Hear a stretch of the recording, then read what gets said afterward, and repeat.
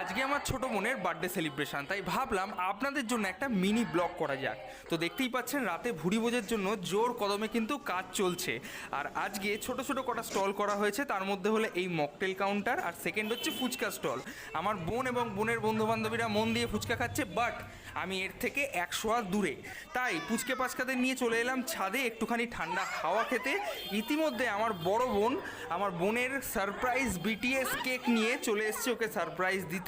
তো এই হচ্ছে আমার ছোট বোন আর ওদের বন্ধু বান্ধবীরা। তো চলুন কেকটা কেটে ফেলা যাক।